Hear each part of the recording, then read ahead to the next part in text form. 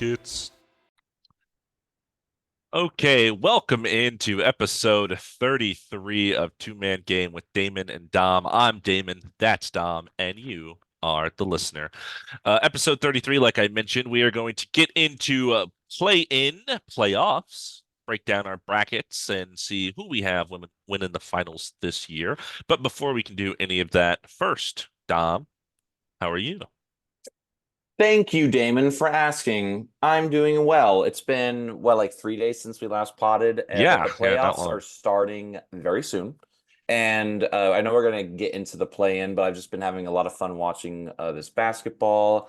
I'm glad to be back in LA after traveling so much, and it's been nice just going out, seeing friends, and going to shows. And we have a show tomorrow, actually, on 420, Blaze It. So, looking forward to that. It's just in the backyard of a friend's house, so nothing crazy. And I'm sure some people will be blazing it, but I will just be blazing my guitar. That's what you Let's meant.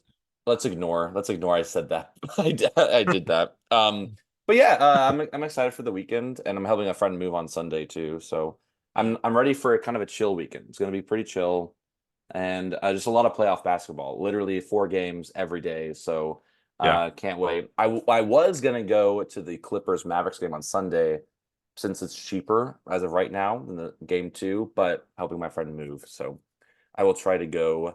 Help him move early, and then both of you can go. Well, here's the thing: the game's at 12:30.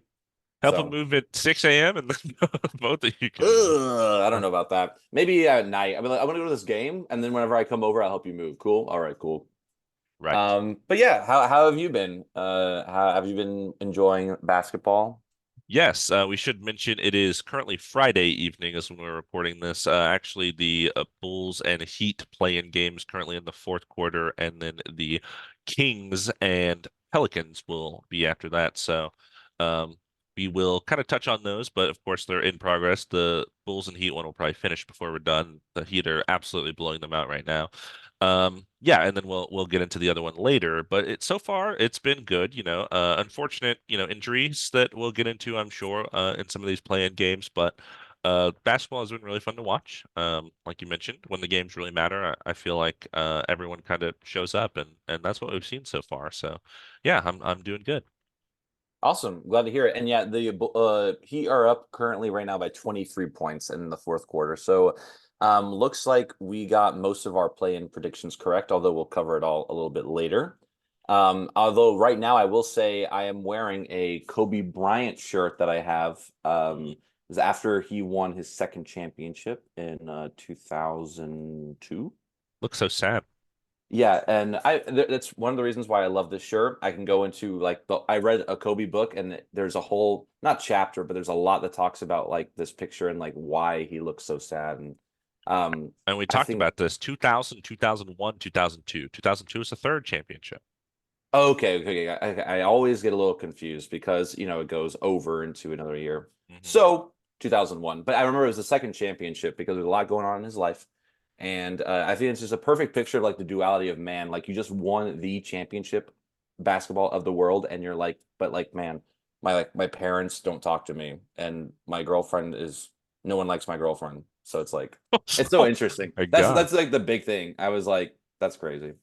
But Oh, that was like from the book you read. That was what was yeah, going on. yeah, Oh, yeah. okay. I learned a lot. I mean, I could go into it more, but I won't right now. But I just want to say because the Lakers won, I want to wear a Lakers shirt. But I've worn Mm, all my other Lakers gear. That's not a hat, so.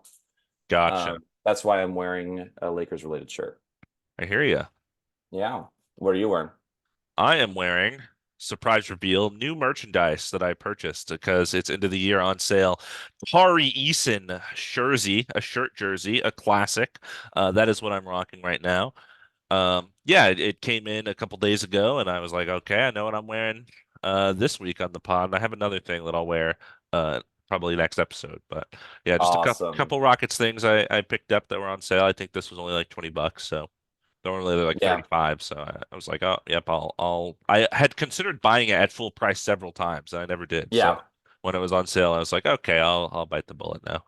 Yeah. I got those emails too. I got like, yeah, I got an email again today, like, hey, Rockets gear's up to 40% off, some 50%. And I Yeah. looked and I was just like, you know what? I have quite a bit. I'm good for now. Mostly like trying to see if I could get a jersey, like a Shingun like city jersey would be sick, but it's like $78. So Yeah. a Even little half off, it's still like even yeah, it's still a little too much. But love that shirt. We love Tari Eason here. Get well soon. I'm sure he's better now, but we're getting ready for next year. So yeah. super excited about that. Yeah, I have next year's most improved player. That's the shirt I'm wearing right now. Oh, I like that. I can't wait for our episode when we just talk about like our dark horses for most improved player. Like mine's Nikola Jovic, what can I say? So easy enough. Fair enough. Yeah. Somebody that improved, I think, a lot over the last couple of years is one Shea Gilgeous-Alexander, considering he's an MVP candidate. He agreed on a new deal, a multi-year contract extension with Converse, who he was already signed to, and he's going to have his first signature shoe release in 2025. But also, he gets the benefit of being the title Creative Director of Converse Basketball. So, this feels kind of like Steph Curry Under Armour-esque, Yeah. like somebody with a smaller brand that's not really known. I mean, Converse back in the day were the basketball shoes, but nowadays it's like no one really is rocking Converse on the court. So it sounds like he's going to kind of take over that brand and kind of be the face of their kind of basketball shoe line, like Steph is for Under Armour. So Yeah. that's interesting. What do you think about that? No, that's awesome. I mean, I know he's really big into fashion. There's a lot of usually whenever there's at the end of the NBA season, there's like a rate like who wore the best fits like into the games, and like Shea will wear some pretty interesting outfits. I know he's the only player I saw, or he was the first player I saw to wear like those giant red boots. You know Oh what I'm my talking about? goodness. Like take off like Yeah, and I'm yeah. like yeah, he takes risks. I'll give him that. But I do love that, he's getting creative control. And like you said, Converse, I mean, I don't know anyone that wears Converse basketball shoes nowadays, but I'm glad that he will be able to kind of make the shoe that he wants and design the shoe he wants. And maybe it'll kind of, and, this is pretty cool too, because, he's on that level of like Steph Curry. Like he is a household name now, Yeah. which I'm very proud of him for. And I hope he is too. But another household name that Who's we that? that we kind of touched on last time, and I guessed correctly. We're talking about the USA Olympic team. They finally named their 12th man, and it is Mr. Kawhi Leonard himself. Yes, something like you Um, said you called. yeah, it was I called game, some might say. Mm. And yeah, he was my first thought, and then Paul George was my second. So, um, I Yeah, nailed it around the head. What do you think about Kawhi Leonard being the 12th man? perhaps the wait was to see if he's going to be healthy. Because there's some questions about this playoff series if he's going to be healthy, which we'll get Yeah, into later. Um, so maybe that was it. I read a little report that basically they interviewed a bunch of different guys and then decided kind of on these 12. I know, interestingly, I think Kyrie came out and was like, "Yeah, I don't know if I'd fit on that roster, but like I'm all those guys are great, whatever." And I thought Kyrie was from Australia, so but I guess he has. I don't know if he has like dual citizenship and like yeah. classifies for both. I'm not sure, but um, I know some people were like making a fit over Drew Holiday over him, but it was like, well, you can't just have like 12 guys that need the ball the whole time. Yeah, for sure. Yeah, yeah. I Um, mean, before Kyrie, I think we talked about it. Jalen Brunson I thought was kind of snubbed in this, and like I know Tyrese Halliburton was great first half of the year, and he's pretty young, and he's on the team now. So that one, when I heard the name, it made sense, but now when I thought about it more, I thought that was a bit strange since Brunson's been doing so well recently. But maybe the interview just didn't work out or whatever. yeah, I think it's interesting Kawhi is doing it because he doesn't feel like a person that would be like, oh, I want to play more basketball, like because he often load manages and tries to keep himself healthy, Yeah, which is like more power to him. yeah. Um, but yeah, he it's interesting. I guess like it seems like he actually wants to do it. So I think That's that's cool. yeah, I think that's good. I think our team, USA team is really solid. And if they don't get a gold medal, that'll be a story. Yeah, that'll be actually crazy. They don't get a gold medal. I understood why the FIBA one didn't. There's a lot of young guys, and I know now there's kind of like this revenge narrative. I mean, I'm just happy. I remember growing up, I mean, I still root for Lithuania, of course, because I am a dual citizen. So, and they're a smaller country. I think in the grand scheme of things, like to another country, it might mean more because everyone knows the best players are in the US. Right. But the thing is, I do want the US to win really badly. So, it's kind of both. It's like, yeah, I want the underdog to win, but I also my country has the best players, and I know that. So, Yeah. but I want this to be good games, honestly, because when they blow out, like sometimes like Olympic basketball can be so weird. It can be like 120 to 60. And like, how did that Yeah. happen? So I mean, it's 95-67 Heat over Bulls right now. It's not looking too hot for the Bulls. I think safe to say their season is basically done. so you're saying the Miami Heat is the US Olympic basketball team? Is that what you're kind of equating Right. to? Right. That was my illusion there. Yeah, no, it looks like the Bull season is over with and Heat without Jimmy Butler. But we're gonna get into that We're gonna a get into little that. bit later. First, let's celebrate a player no longer in the NBA. I was about to say no longer with us. I thought that's where I was going to, and I was like, "Yep, totally, yep, totally." No longer in the NBA, of course. I'm talking about six-time All-Star Blake Griffin, who announced his retirement the other day, I believe via Instagram. Um, he, in his career made second team All-NBA three times, third team All-NBA two times. Of course, he won Rookie of the Year in technically his second year because he was injured his whole rookie year, kind of like Ben Simmons. Um, and yeah, he, most known, of course, as a Clipper. He had a really good season as a Piston the year he was there, and then the last couple of years he bounced around the Nets, and was on the Celtics, and hadn't played this year, but I guess he went ahead and made it official. So, all in all, good career. People probably know him from jumping over a car, which is like not the greatest thing to be known for, but what do you think about Blake Griffin and his career? Is this we keep asking this for these people that announce their retirements. Is this a Hall of Fame career? You know what? I've honestly, so when I think of Blake Griffin, I don't think of the car. I think of that really famous dunk that when he posted. I forgot who he posted, but he like Oh, he kind threw of it. threw it in. Yeah, Yeah. yeah, And yeah. honestly, I've never liked that dunk. So I've also never really been a, because it's not a dunk. He threw it in. And we talked about that with the Anthony Edwards one, which I think is actually a lot better for different reasons. Yeah, Um, because you love Anthony Edwards, but go on. Yeah, well, also because he was like closer to the hoop, he like almost had it, whereas Blake Yeah. Griffin literally just like threw it at the hoop. Mm, But yeah, I mean, he is a player I never really watched, but he also was a player that instead of just basketball, he also was he did comedy. He was like a part of he did commercials. I think he was one of like besides LeBron, he's like the only NBA player that I see that actually puts his personality in mm. and things. Like you'll see Steph in some commercials and Kawhi, but I mean they're both basically robots. I guess Chris Paul is in State Farm commercials too, but Blake Griffin was definitely like one of the first ones I remember seeing. Like he was like Mountain Dew and he would be on a jetpack. Mm. Like you remember those like goofy commercials? Not really. But I also did not Really? watch a lot of TV, so Okay, uh, that's I literally knew him from that more than basketball because I didn't watch basketball when he was really a thing. But when I started watching again, I remember I thought it was so random. He was on the Pistons and he was pretty good. Then he went to the Nets, and I remember when they went to the Nets, they're like, "This Nets team is stacked. You got yeah, Kyrie, yeah. Harden, Durant, Blake DeAndre Jordan, Griffin, look, DeAndre Jordan. Like it's crazy." And then he like, I remember like the first LaMarcus week. Aldridge was on there for a little bit. I do remember that as well. Yeah, I remember like this first week he shot like 40% from three, and they were like Blake Griffin's back, and then he just was benched and couldn't play at all anymore. So, but I don't know about a Hall of Famer personally, but he should be very proud of being. It's not everyone is a Rookie of the Year and gets called in the All NBA team or All Star team. So thank you Blake Griffin for playing basketball and Thank contributing. you, Blake. Yeah. Um, Celtics legend.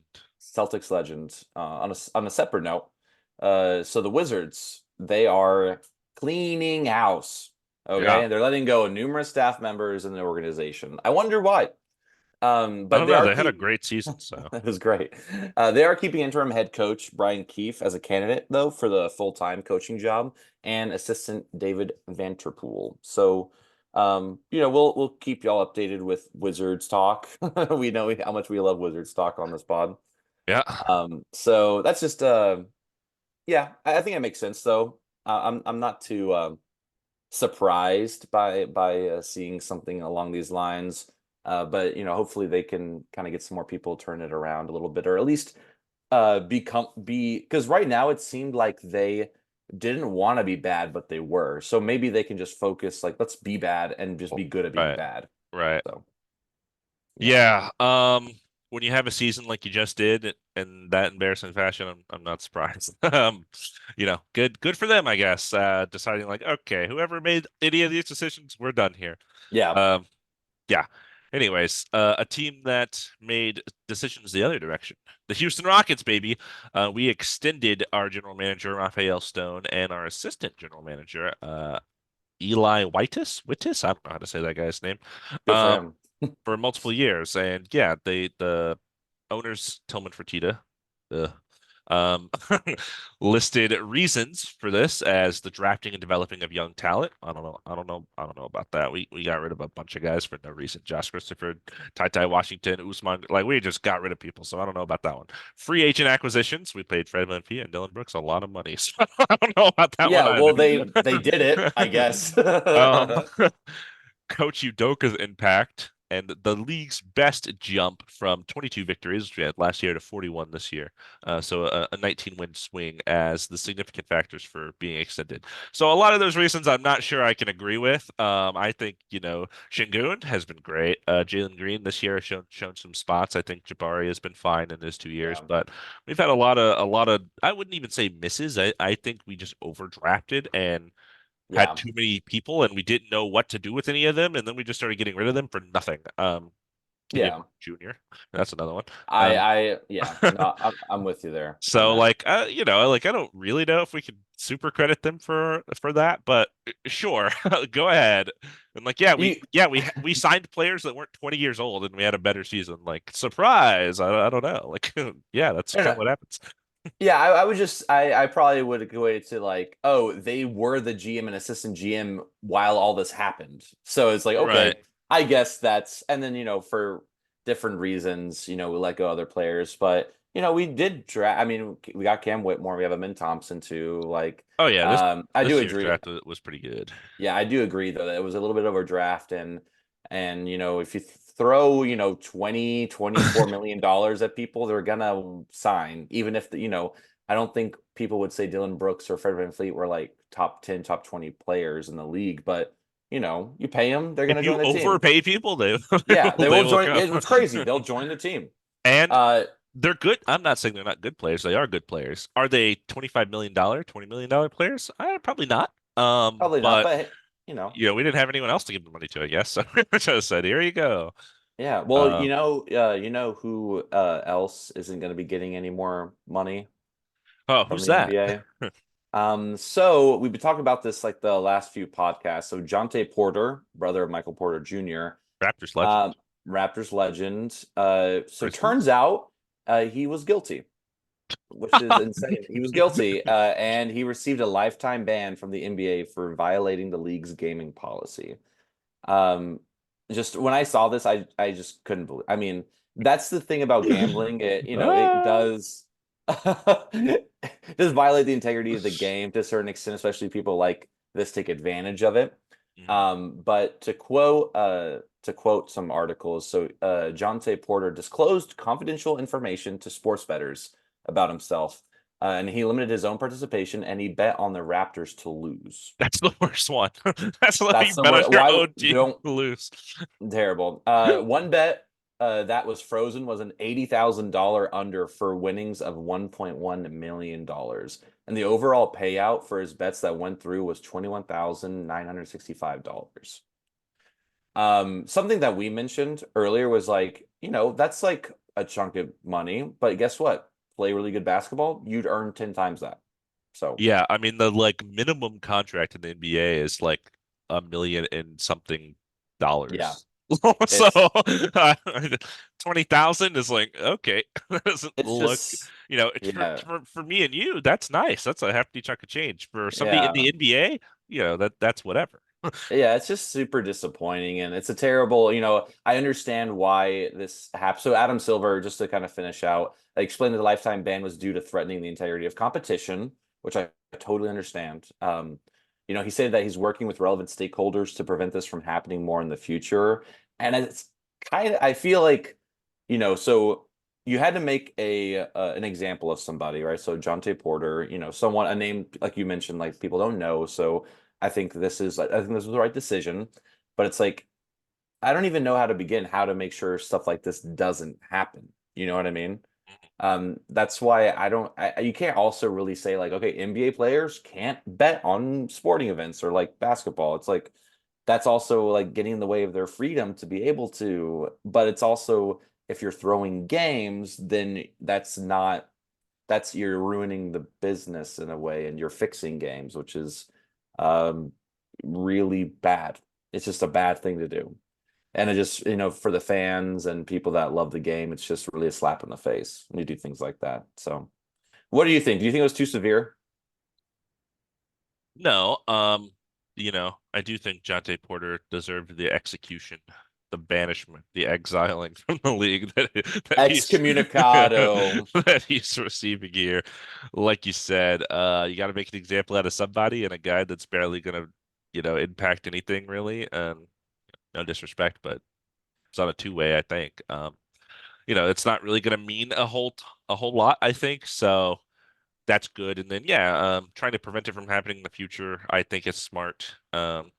So having this happen to like let everyone know, hey, we're not doing this because in the NFL they had Calvin Ridley, he's a receiver. He had like a 6 game suspension, I think, for banning or for betting on something NFL related. I don't know the exact details of that because Hmm. I'm not super in tune with football. But now he's like back and playing in the NFL. He's like a relatively decent player.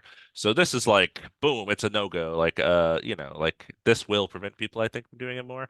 Um, I think it's so interesting. The one bet frozen under an 80K bet is going to win you $1 million, and you didn't think that that was going to not raise some like suspicions.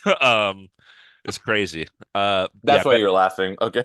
It's like, what's so funny? yeah. Like I'm gonna bet to win $1 million by Jontay Porter, random person not being very good. That's It's not just, weird. but yeah, that's what people do on sport apps. Yeah. So yeah, that makes sense to me. I'm totally fine with it. I think, this is the desired result. I think Yeah. good for the Super game. unfortunate. But Good yeah. on Adam Silver. I think Adam Silver, a lot of people think of him as like a very nice guy, a very like polite commissioner. So for him to kind of, take no time with this, get his evidence and say, all right, yep, you're out. I think it's Yeah. good for the league I ultimately. also I also will say I do appreciate how quickly this was done because I feel like sometimes things like this drag out for weeks or months and who knows what else happens like within that time frame. And I know we're in the playoffs, so he's not even playing, and I'm sure he wouldn't be playing during this, but I just appreciate that it was figured out quickly and the evidence was there. And it's not like the benefit of a doubt. It's like, yeah, no, he did it. And yeah, well, I guess he'll just be betting at home alone and not being able to play basketball anymore. So Use those that's throw, yeah, throw those $22,000 right back in. I guess so. I will say I don't love like him being banished from the NBA for betting, of course, which like we talked about threatens the integrity of the game, but we have all of the assaults and domestic abuse I and know, different things right? that Come people get on. suspended for 10 games and 20 games. It's like it's so strange when you equate like okay, so this is money. Oh, money. This has to do with money and business. Oh, he's out of the league. It's like, oh no, another human being that he hurt. Okay, a year.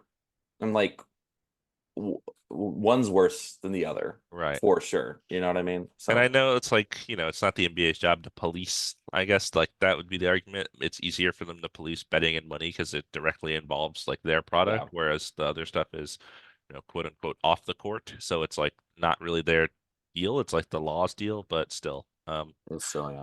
it's just not. I would like to see some, maybe that's a whole different conversation. But All anyways, I'm gonna say to end it is every NBA player who listens to us, do better. Okay, guys, just do better. Be do better. better, but don't bet. Err. Ha ha ha. Okay, moving on. Anyways, moving on. Um, On that note, the NBA, speaking of, we're talking about the NBA, believe it or not. The Board of Governors discussed a proposal that the round to which a team advances in the NBA Cup, that's the NC tournament, if you did not know, would be used as the first postseason tiebreaker. So basically, they're putting out a poll to everybody as this is going along, and basically getting far in the in-season tournament, they want to use as a playoff seeding tiebreaker. So governors, which is owners, basically, they will have choices. The first option is that the NBA Cup will be the first tiebreaker. So, hey, this team won to the in-season tournament, therefore, whatever, they have the same record as this team, they're going to advance because they won the in-season tournament. Fine. The second one is the second tiebreaker after head-to-head record. So, say a team, they play each other 4 times in a season. The season series is 2-2. Then whoever advanced further in the NBA Cup wins the tiebreaker. And then the third is if it's the first tiebreaker and your advancement into it is like the third or fourth tiebreaker. So it's like I made the in-season tournament, then head-to-head record, then like division record, and then like, oh, I actually got far in the in-season tournament. So that one is a little convoluted. I'm not sure. But basically it the Yeah. overall message is they're just trying to find a way to include the in-season tournament in tiebreakers because I think right now it is head-to-head record and then division record and then like conference record or something like that. Yeah. I don't hate it. I think the second option makes the most sense to me personally. I think what should matter most is like, okay, like the Timberwolves and the Nuggets are, they're tied and they how to split it is like seeing which team won more in their like and they play 4 times, right? So like Timberwolves beat them 3 times, so then it should be boom. But if I think that's how it should be. And then if they're both tied there, then you can go to the NBA Cup and then onward. At least personally, I don't think it should be the first thing, like literally the first tiebreaker Yeah. to look at. I think that's giving it a little bit too much importance. I think the season still matters a bit more than the in-season tournament. But I'm not a governor and I'm not voting. But what do you think about it? Yeah, I mean, I definitely think adding additional incentive to doing the in-season tournament and winning the NBA Cup, which is a terrible name, is good. Overall, I think providing incentive for teams to go forward. I think I would agree with you. I think you know, we have the same record, but we beat you guys all 4 times we played. Therefore, we should be a higher seed. Makes more sense to me. I do know it's a little Yeah. difficult when you get to some of the situations we've had this year, where there's like 3 teams that are all tied, and then it's that you can't really just do head-to-head record. Um, but yeah, I would say the second option, just so it's involved, but it's not, the overwhelming thing that gives you favoritism in terms of seeding. Yeah, I totally agree with you. But yeah, thanks for bringing that. I didn't even see that in the news, so thank you for bringing that. Feel like I'm Uh, talking a lot and saying a whole lot of nothing. No, you're saying a lot of something because it's all about what I understand, and if the listener understands too, then it works out for everyone. Yeah, I gotta Um, I gotta give a shout out to Peter, another coworker of mine who I sent this podcast to, and he said you reminded me of this. He said that you said something about like if you understand at least 50% of what we're talking about, then like great, because that's probably more than some other podcasts. And I think Peter agreed with that. cool. But yeah, he also said that you went on at the Glenn Taylor bit a little too long, and I said, nah, that was funny to us. No, no, we didn't. No, But actually, but we're gonna but do it right now. We're gonna to do it right now, Peter. to We're gonna Peter do it to again. Peter's credit, he was listening to our recent episode, which he didn't have the context of the previous episode, so Wow, he didn't Peter. get it. All right. Well, thanks But for now Peter listening, gets it. Peter. Thanks for listening. And Shout out yeah, Peter. and now I'm gonna bring up Glenn Taylor every time. It's gonna be awesome. Um, Now he's a hero, so it's okay. I think my coworker Mike also started listening to this. My Shout whole out. workplace is listening to this. Thanks, Mike. Thanks, Peter. We love it. I sent this to my mom yesterday, and she didn't listen to it. She told me to send me it. I said, okay. I sent it to her. I asked her today, did you listen to it? She said, no. I don't I think said, my okay. mom listened since episode 1, so you know. But it's okay. It's okay. Much love. All love to everyone who listens. We appreciate it. But now we're going to Um, dive into the play-in, and before we do that, something I forgot to mention at the top of this episode, please leave a like, comment, subscribe if you're listening on YouTube. If you're on Spotify, follow our podcast, rate 5 stars, share with your friends, your family, and especially your enemies. Um, spread the word, spread the word. We're just 2 guys talking about basketball, and hopefully it's entertaining and also informational. So, Absolutely. And yeah, and if also on that note too, if there's anything you guys want us to talk to or we missed, please let us know because we love stuff like that. We're not perfect, and we also, if there's anything you want us to talk about or you want us our opinion, let us know too, because that's And, also fun. and this is all one take, man. We hit record and we do the pod and then we close it. We're There- professionals. We're there's no professionals, editing, there's no nothing. We just run through it, and this is how it's gonna continue to be because and I it's like it. I never gonna like the change. errors. It's part of us, you know. It's Yeah. Hey, well, you know what you can look forward to? No ads. No no ads, ads, guys. no ads. No ads. Don't have to skip. No skipping. And you definitely don't want to skip this next part because we're diving into the play-in. That's In right. intro the play-in theme. This is when I edit. Boom, boom, boom, boom, boom, boom. It's just this play-in tournament, play-in I to like that. I the like that. melody. Not bad. So first, what we're going to cover, because it's first on our list, and we both watched it. I listened to it on the radio driving home mostly. Was Pelicans Lakers. So I mentioned at the top of the podcast that the Lakers did win, as we both predicted. Although it was down to the wire. It's a lot closer than we thought it might be. The fourth quarter was not, it's definitely something the Lakers should be watching going into the playoffs because they were up by 18, Damon, 18 points. Yeah, And the Pelicans brought it, I think they tied it. They tied it at one point. But thankfully, some late game heroics from LeBron doing his thing, and D'Angelo Russell hitting a really big three in the corner helped out a lot. But also helped out a lot, which does not make me happy at all. Which we got to talk about is Zion Williamson and yeah, him being injured yeah, because he was destroying us. If he did not go out of this game, it really could have gone either way. I was listening, but I could feel the frustration in the commentator's voice. Just like, there's no way. Like, they're just like, we can't stop him. He has 40 points, and nothing can, stop him getting into the paint, getting into the spot. So he had 40 points, and then he came down weird on his leg and asked to be, taken out, and he just went straight to the locker room, I think. yeah, Right? Yeah. yeah, yeah. So, super unfortunate. And actually, since we're talking about it, he's not going to be playing today either, which is a tough blow. But Lakers end up getting the win by 4 points, and it wasn't a pretty win by any means. Pelicans played their heart out, and I just really wish Zion didn't get injured. Yeah. Yeah, speaking of the Zion injury, I believe it's a hamstring strain. So he's definitely out for tonight's game. And then if the Pelicans were to make the eighth seed and play the Thunder, I believe he will continue to be out for a good amount of time. I don't think it's something he's going to come back quickly from, unfortunately.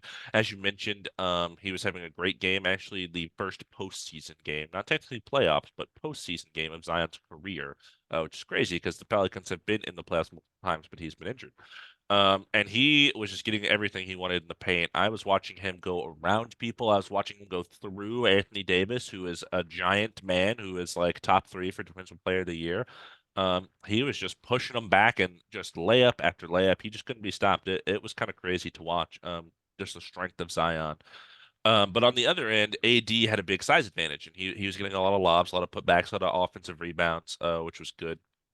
And it was getting pretty close down the stretch. Some players I wanted to shout out. Trey Murphy, the guy can hit 38-foot threes, it seems like. He just kept kicking back to him and he was making some nasty shots. And then Jose Alvarado, who was giving the Laker a lot of trouble, a lot of hustle, a lot of heart. He fell a couple times and I think was kind of limping on his ankle, but he kept playing and doing what he does, stealing the ball, running in transition, and just frustrating the other team.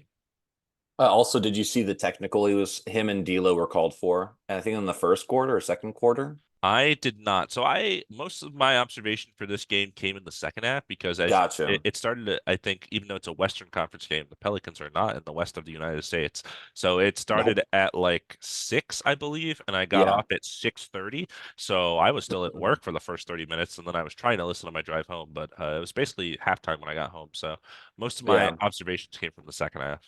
So I went to the office I work in. We had like a little happy hour. We went a little early, so we went at 4, and I had the game. I was like, guys, I'm contributing to the conversation, but I'm gonna have the Lakers game in front of me, just so you know.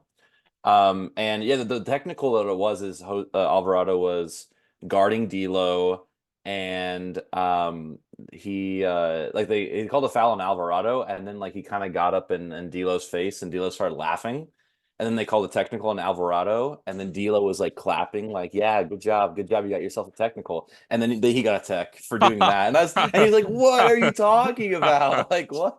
And it's That's funny. like it was like unsportsmanlike or whatever. But Yeah, yeah, I think, I mean, I don't know. It's tough because like I don't think the D'Lo one should be a tech, but then it's like I also don't think the other one was really that big a deal either. But Scott Foster. So what do you think? What Oh do you expect? God, Scott Foster. Yeah. But yeah, I thought that was just funny, so I wanted to say it. But yeah, he was Jose Alvarado and Trey Murphy were killing. I definitely hated them during this game. You know what I mean? Yeah. Like they're definitely Um, a player that you want on your team. and those Gotta- are, those are the role players, but none of the Pelican stars aside from Zion showed up. McCollum had a pretty rough game, not shooting well. Ingram, who this was his, I think, second game back from that injury, he was out for a couple of weeks. He did not have a good game. He actually got benched in the fourth. He didn't play the end. And Valanciunas, he didn't play the whole second half. So they ran Larry Nance Yeah. instead of Valanciunas. So yeah, not great for your starting players if three of them had bad games and one of them got injured. And yet they only lost this game by 4 points. So a tough Yeah. effort from them, from their role players. The Lakers held on. I watched LeBron miss a bunch of layups in this game, which was kind of funny. And And complain, of course. he would Yeah. like back down Alvarado and then miss a layup and then It's so isn't that crazy? Like they'll get the switch, and him and AD will do the same thing. They'll get the smaller player and then try to spin, and like those the smaller player is able to keep up, and then they'll miss the layup and they'll complain about. I'm like, yo, just push him down. Literally, like that is okay. That is within your right. I did want to shout out Larry Nance because he did really good down the stretch. He there was like I think it was a lob to him that got like the tie. Like it was 94-94 or something. I remember listening. So watched a lot of Pelicans basketball, and we're gonna watch some more. The Kings Pelicans game is about to start right now, actually. Yeah, the Heat blew out the Bulls. We'll get into that, but Yeah, we'll get into that. But tell me now, do you want to talk Kings Warriors first? You want me to kind of talk about a little bit what I saw? I can talk about it because I watched Yeah. this whole game. Yeah, you did. We both did. Because it was at 9 p.m., so I had plenty of time to be, done with my Absolutely. evening and chill and watch it. So yeah, Kings Warriors, Kings dominated really for most of the game. It never really, even though the score wasn't always so telling, it never felt like the Warriors really had a shot. Keegan Murray was awesome starting off. He had three threes in like the first 2 minutes, which was amazing. Keegan. Murray, that's what the crowd kept. Keegan. Yeah, no, it was sick. Murray. Yeah, Sorry, I just had to it's do fun. it. Keep going. I was gonna mention it. I was gonna mention it. Yeah, it was awesome. And then aside from him, Sabonis and Alex Len, even when he came off the bench, they were inside getting rebounds early over the Warriors. They had a big size disadvantage down low. And that got a lot of second chance points. I believe the Warriors didn't have any second chance points until like maybe the end of the game. They also turned the ball over a lot. The Warriors, they were pretty sloppy, giving up fast break points. Keon Ellis was the main, cause for that. He had a fantastic game guarding Steph Curry. Steph Curry, he only had five in the first half, because Keon Ellis was all over him, ripping the ball from him, stealing his passes and such. He played really well. In the second quarter, it was actually the young guys that gave the Warriors a little bit of life. Moses Moody, he was pretty good, made a couple shots. He hadn't got a lot of playing time this year. And then Kuminga, three straight possessions, he just put his arm into Sabonis's chest and made layups. I was like, wow, they should just keep doing that. And then they never did it again. Um, but they got it close at halftime, and then in the third quarter, it was just all Kings from there. Um, they finally put Looney in. Trace Jackson Davis started this game, and he was benched in like 2 minutes, and then he didn't play the rest of the game until like it was a blowout clearly. And then they finally put Looney in, who like always plays well against Sabonis, and he was playing well. And I was like, wow, why didn't Yep. you play this guy earlier? I don't understand. Yeah. And then yeah, I mean, like Fox had a good third quarter, Curry had a good third quarter, but down the stretch, it just didn't seem like the Warriors kind of had a rhythm, and they were, just kind of falling apart. Really, it was kind of sad to see. Um, Worth noting, Klay Thompson 0 for 10 from the field, not a good game. He looked very visibly frustrated throughout the game too. He like shoot, miss, and just like yell. And yeah, the Kings just ran away with it. So, and again, not even really the stars. Sabonis and Fox played fine, but Keegan Murray was big, Keon Ellis was big. Um, yeah, that's pretty Yeah. much what I saw.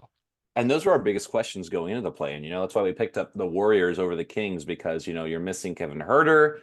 Malik Monk, who are guys you could depend on, and Keegan Murray and Keon Ellis, they showed up to play. And even Davion Mitchell had a good game. Everyone that, played for the Kings had a good game. And it was, I think you said it perfectly, that watching the Warriors kind of just like loot, like they were just not playing well. It just kind of hurt to watch. It was Yeah.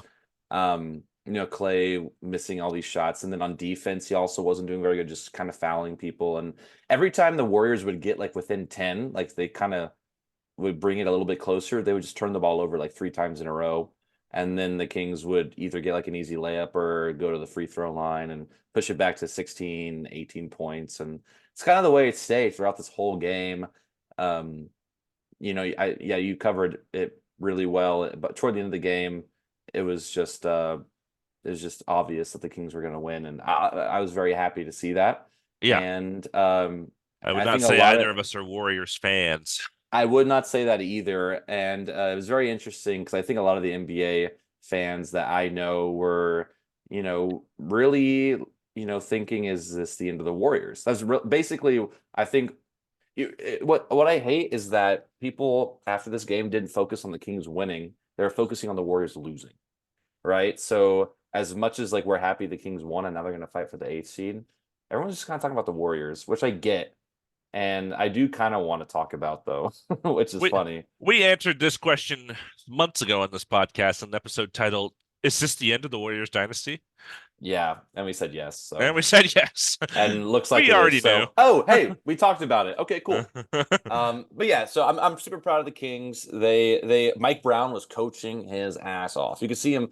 He was like yelling off the. He was really wanted to win, and he was a assistant coach to the Warriors, so he knows a lot how they play. And I'm glad the Kings got their revenge because Warriors won Game 7 last year, so this is the Kings kind of getting their revenge. Let's see if they are able to push themselves into the playoffs, eighth seed. But yeah, I mean, unfortunately, we're not. So as we mentioned, Zion Williamson. Sorry, I don't know why I saw Zion Williamson, and oh yeah, we're talking about the Pelicans. Zion Williamson will not be playing today against the Kings. Yeah, that game is So, just about to start here shortly. so who do you have? Who do you think? Let's talk a little bit about Kings Pelicans since Yeah. So we round don't know the out. result of this one. By the time this podcast comes out, you'll know the result if you looked it up or watched the game, but we don't.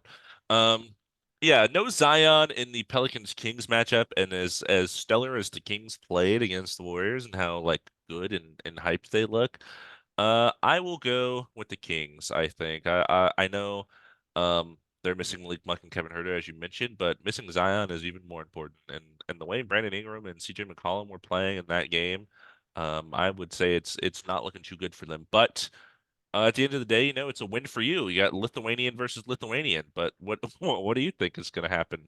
I told my parents that, and they were like, who do I root for?" And then I asked both of them, "Who do you like more?" And they both kind of said Sabonis, and I think it's obviously All Star, Right, and right. I do too. Can't believe I got you a But Valanciunas thing before a Sabonis thing. I have a jersey, so that's probably Fair. why. Also, I go to hella Pelicans games here for whatever reason, and that's why. No, that was a good gift. Don't no no no, it was a good gift.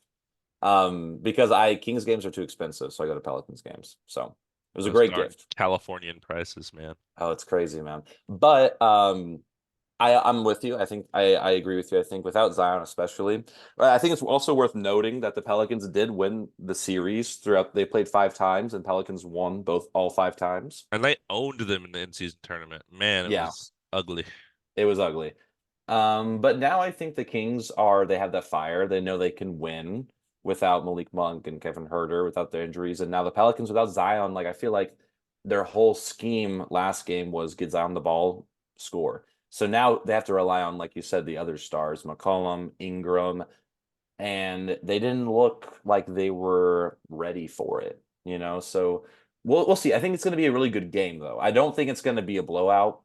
I think it's going to be close. But at the end of the day, I do think the Kings just have a bit of a more fire in their in their game right now, and I think they want to take on the Thunder. I think it'll be a really good matchup.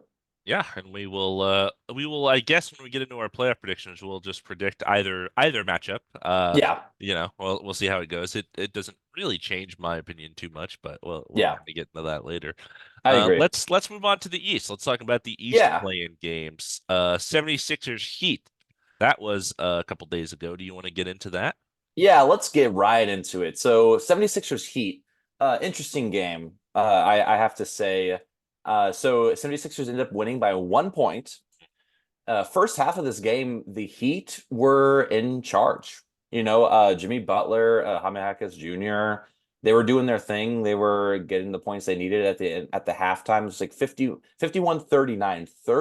points for the 76ers. Yeah. Not a lot in this day and age for the NBA, but 76ers were able to kind of uh, tie up the game, bring it all together fourth quarter. Kelly Oubre had some really good moments, and Embiid also. I remember made they left him open and he made a three, and it Yeah, like he like walked into it. yeah, Yeah. he walked into it, made a three, and then they got the lead by two, and I was like, that's the killer right there. Like that was like, oh, they're like, now we can win this game. Yeah. Um, and obviously you can't talk about this game without talking about Nico Batum. Batum! The Batum Uh, Bonanza. That's going to be part of the title of this episode, I think. I thought it said Batum Bazooka, which is also pretty good.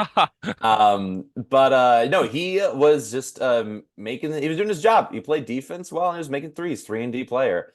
And he's going to be a really important piece moving forward into the playoffs. And I'm really happy for him as a role player. He kind of got his moment. They even like interviewed him after the game, kind of talk about it. So very happy to see that for him. I will say, I think it was a very well fought game by the Heat. I think they were a little undermatched, but they again like the Heat always have a way of coming together and like making it, competitive. But I will say what I took away most from this game was how tired Embiid looked at the end of the game.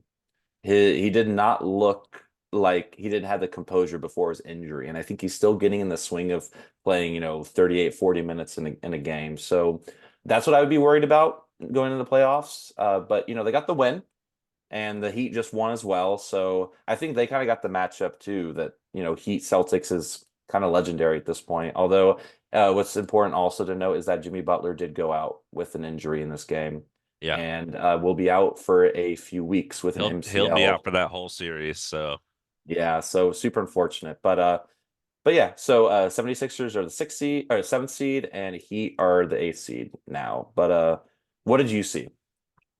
yeah. I saw very early on a Kyle Lowry revenge game brewing because he was running around like he was Jose Alvarado. I mean, he looked really upset at the Heat, and then he kind of didn't do anything for the rest of the game. And then yeah, Embiid, like you mentioned, I think he kind of struggled, kind of from the get-go. Really, I think the fourth quarter is the only time I kind of watched him do anything.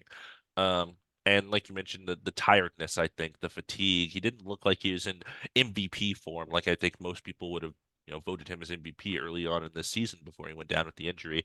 Um, and that's something that we got to take into consideration, I think, when we think about their matchup in the next series, which we'll get to. And then another big observation I had, the Heat's zone defense. It was absolutely messing up the 76ers. Tyrese Maxey and Embiid, they couldn't get anything really going in like their pick and roll game. The Heat were not seeing a ton of help. They were just kind of collapsing in the paint and then letting people like Tobias Harris shoot, who got benched in this game, by the way. And it just wasn't working for the 76ers. I think that's a big reason they had 39 at half, like you mentioned. Um, and yeah, the injury to Butler is very sad. You know, I don't want to say this because it sounds bad, but he brought it onto himself. What I mean by that is he does a lot of foul baiting. So he actually had the ball in the paint, did a pump fake. Kelly Oubre jumped in the air, and then he kind of like jumped into him for that free throw contact, but Kelly Oubre just landed like right on his foot. Is that And what happened? I missed that. Oh yeah, my that and gosh. he I believe the injury is a sprained MCL. Yeah. Was the result of that. So um, that's why you don't foul bait, I guess. Not that I'm like saying you deserve to be injured, but like it's a dangerous thing to do to have people jump into you all the time because you're constantly pump faking and jumping into them. And then yeah, the second half was a different story. It was very slow defensive oriented in the first half, and then the second half, the Heat offense really couldn't get going. Tyrese Maxey, well known as one of the faster players in the NBA, was pushing the ball down the court. As soon as the Heat missed, he was flying down the court before they could set up their zone defense, which I think was really smart. And that kind of opened up the 76ers offense. And then it was very close down the stretch. We had good shots from people like Kevin Love, for example, from the Heat. And then, like you mentioned, Nicholas Batum, the guy was going crazy. He hit five or six threes, I think. He was making plays and he drove in. He was playing great defense. They had him on Jimmy. And then when they realized Jimmy was kind of hobbled and Tyler Hero took over the offense, they had him on Hero. And I'm sure you know the play I'm talking about. But at the end, he went around a screen that Jaime Jaquez was trying to set him as Tyler Hero was taking a shot to tie the game and blocked the shot. So he was just playing great on both sides of the floor. And, you need guys like that step up in these big games when your stars are kind of not, doing what they're supposed to, so to speak. So yeah, they barely held on, they barely won, but I'm excited to see, how both of these teams play in their first round playoff matchup. Yeah, me too. Yeah, thank you for that. I should have mentioned that play. That was a crazy block, and he was so hyped when he did it too. Like Oh I yeah, love that. I think that's my favorite thing when like they know what's on the line, win or go home. And they put everything on the line because they know they don't. Well, okay, it wasn't win or go home, but the thing is like you don't want to play again. You want to play in the playoffs, right? So, I think that was yeah, it was a good game, and I think 76 have a lot to talk about, and I think they'll learn a lot, and I'm excited to see how they take on the Knicks. It's gonna be an interesting series for for sure. sure. Yeah, and then so like we mentioned, so like just now we watched the game, started the pod while we were watching the game. It was Bulls Heat. Heat won. You want to give a little recap before of like the Bulls Hawks game as well? Yeah, I, watched this whole game somehow. It wasn't pretty. It was the exact opposite of the Heat 76ers. No defense was played. It was 62 points scored in the first quarter. Uh, 40 of them by the Bulls. So it just came out. The Bulls just came out I mean, just giving it to the Hawks. The Hawks are miserable to watch right now. And yeah, DeRozan, I think, was big in the first quarter, making a lot of plays, making open shots, hitting threes. You had DeMar DeRozan hitting threes, you're done. Yeah. I think in the game, Richard Jefferson said on the commentary, he said like DeMar DeRozan is the best pull-up shot in the NBA. And I was like, wow, that's crazy. But he's probably right because I guess like his pump fake motion and his actual shot motion are like the same. So like if you Yeah. bite on the pump fake, he rises up so quickly that you can't really do anything. And yeah, he had a great first quarter. Really, Drummond was really good off the bench. Vucevic not so much, but Drummond was nice coming in. He was getting really easy rebounds when because he's off the bench. So Capella wasn't on the court, and Okongwu was injured. He didn't play for the Hawks, so their backup center minutes were very suspect. Bruno Fernando, Rockets legend. Um, Absolutely. and I texted this to you, but I was like, as soon as I saw Bruno Fernando and Garrison Matthews and like another player on the court in this like really important game, I was like, oh, these guys are they're done. They're Uh, giving up. because well, it's not that they had given up. It's that that's who they had. Because Yeah. Kongu is injured, Bay is injured. So many different guys on their team are out right now. I think the most important thing to note about this game is that the Hawks caught up in the second quarter when Trae Young was on the bench. Um, Mm-hmm. I be Mm-hmm. I believe at halftime, maybe in the third quarter, Trae Young was like a minus 25 for the game. And So DeJounte that Murray as the guy was just making shots, making plays, playing defense, which Trae Young does not do. He got a blocking foul in this game. I don't know if you saw this play where they turned the ball over, and I don't remember who it was. Somebody on the Bulls, maybe Kobe White, was dribbling up the court, and Trae Young turned around and like blocked him with his back and was moving in front of him, and they called a blocking foul on him. And he was like, "What do you mean it's a blocking foul?" And it was like, "Oh my God, he does not play that side of the court." Were you gonna yeah. say something? I was gonna say that the he was minus 27 in the first quarter. Oh, the first quarter, Trae right? Young yeah, and then second quarter he got a little bit better, but there was still visible frustration between DeJounte and Trae. And then third quarter, like you said, it kind of pulled together, but too little too late. Yeah. One of the interesting plays that happened in this game, Andre Drummond running up the court in transition, ran into Alex Caruso and knocked him over, and stepped on his leg. and he had a swollen ankle, and was doubtful to play in the Bulls Heat game, but he did end up playing, which He is a did, yeah. surprise because his ankle was apparently really swollen, and he kind of hobbled off the court after that. Yeah, going into the halftime, the Bulls actually only had a 6 point lead. Bogdan Bogdanovic had a couple big shots, like Yeah. really contested sidestep threes. It was kind of crazy. And then after halftime, the game didn't matter because the Kobe White takeover occurred. He had a career high 42, I believe, is what he finished with, which doesn't count because it's not a playoff game and it's not a regular season game. So where does that 42 go? I don't know. Somewhere in the ether, I guess, because they don't really record the playing stats anywhere. So, uh, Super weird, super interesting that like you got to put it somewhere. I feel like it belong. I feel like it's just regular season because I don't know, but I Sabonis don't is know. cooking Valanciunas, by the way, in this Oh game, yeah, this no, Pelicans yeah, game. oh yeah, I Yeah. saw. Um, and yeah, the Hawks, they looked just like a mess in the fourth quarter. It was, it was bad to watch. They ended up getting blown out at the end. So yeah, it was ugly. Yeah. Only thing really I wanted to add, you already said it, but just Kobe White had a great game, and the Hawks really just didn't have a defense that could stop that penetrating offense that the Bulls are really good. And the thing is, when the Bulls they penetrate and kick it out, and then people are making those shots, then you're kind of screwed. Yeah. So that was definitely what this game was. Shout out to Kobe White, your most improved player. That's Also, that's true. That's true. That's yeah, who I voted for that award, yeah, and and he's we'll proven find me out. right. Yeah, so far Um, so good. But unfortunately, their season did end their season ended. like half an hour Yeah. ago. Yeah, I want to say Yeah, also, like watching this game, I thought, man, Trae Young is not a good basketball player. He you know does, what? and like Yeah, I've watched so much Hawks in my life, and he just Clint Capella comes up, sets the screen, he goes around, Clint Capella rolls, he throws a lob, or he shoots a floater every yeah, time, every possession. It's the same thing over and over again. And then, he's really good at that. I mean, but he's like an offense into himself. But and then on the other end, he is just a chair, traffic cone. yeah. I don't know. He It doesn't do really anything. is. Like you really, I hope, because he Very is such a good predictable. offensive player, too predictable, and what I really don't understand, especially players that are known like for one type of play, like offense. Why don't you just focus entirely on defense in the offseason or something? Like we saw players do it before. Anthony Edwards is a great example of someone who was a chair on defense and then he changed. It's like, and guess what? Like just because you focus on that doesn't mean your offense is going to go away. You know what I mean? Like I feel like there's a balance, and I mean I know Trey Young's tiny, but I feel like he's got to be able to do more. And the last thing I want is to see him like be a liability and not get minutes. He was like a top, was he second overall, third overall pick? I know there's a switch with the Mavericks. Five. Okay, well still top five. So I don't want to see him out of the league, but it wasn't a good showing, I'll tell you. But it was great for DeJounte.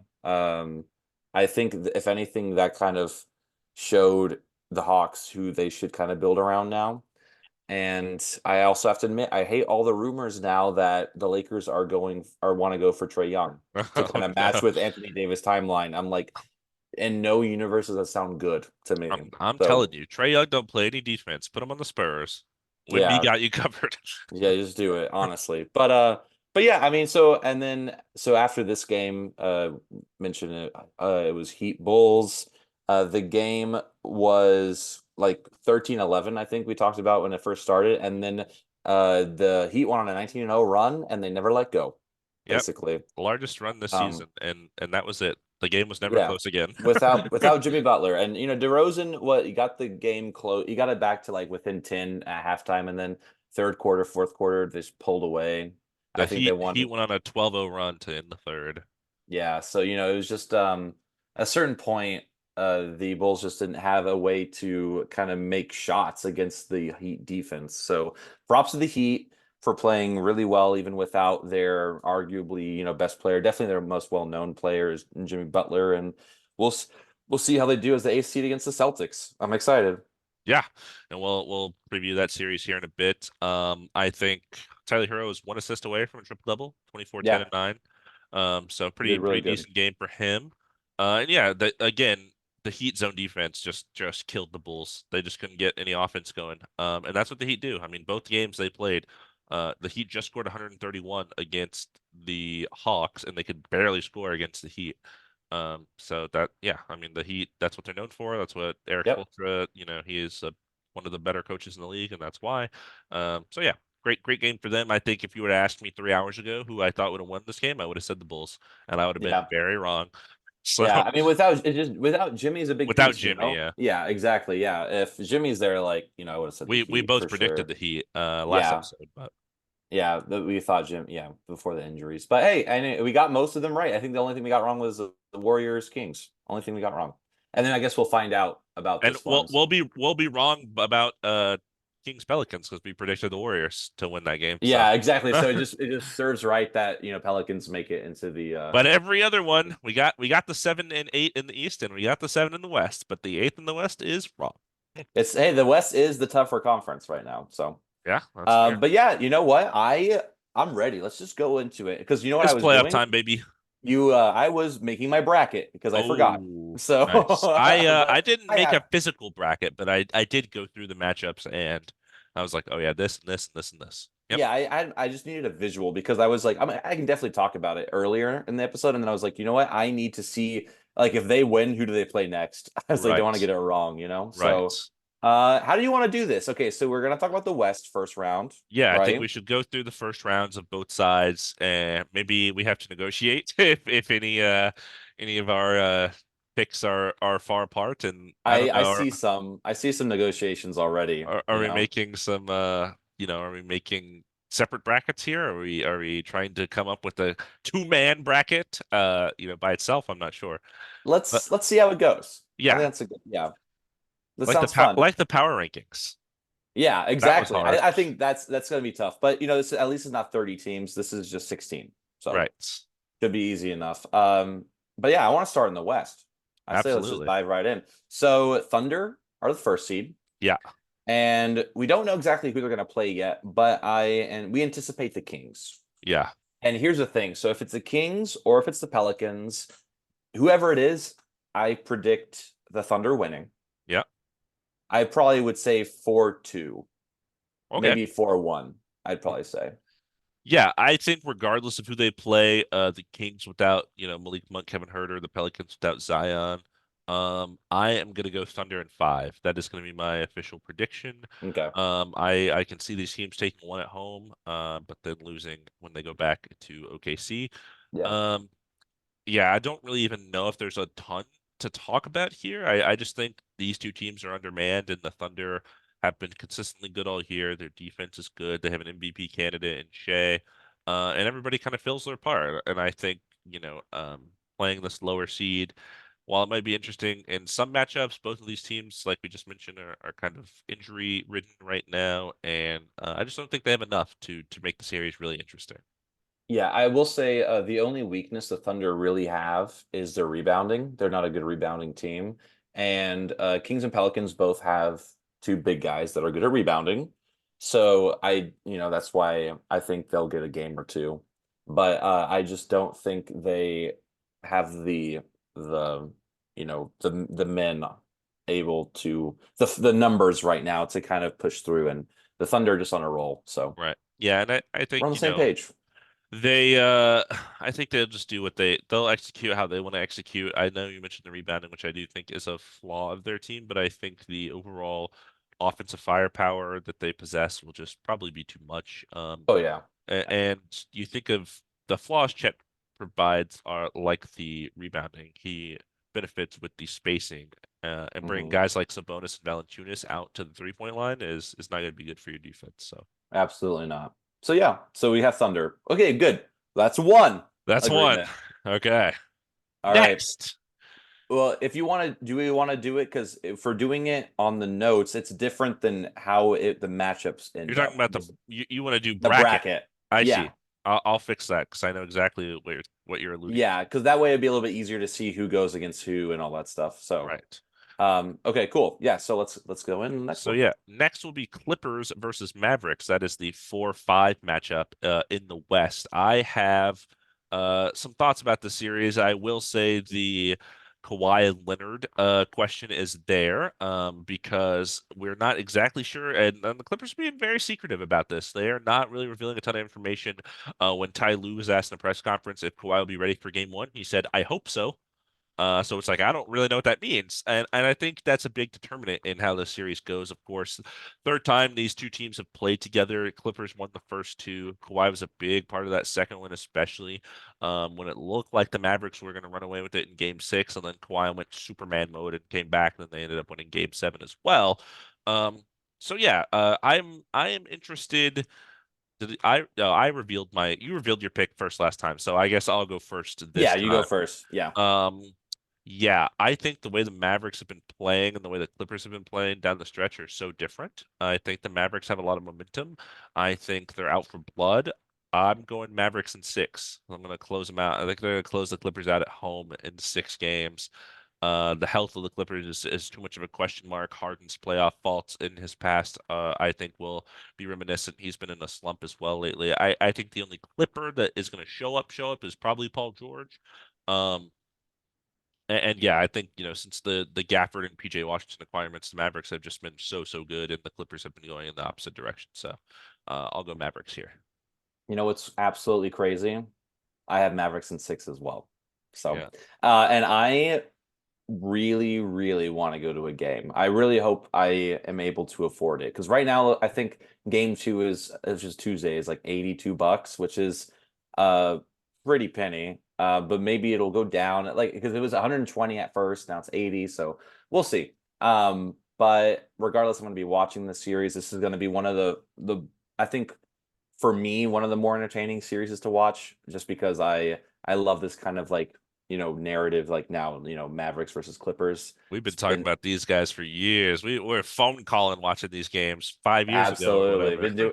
been doing this for too Yeah. long.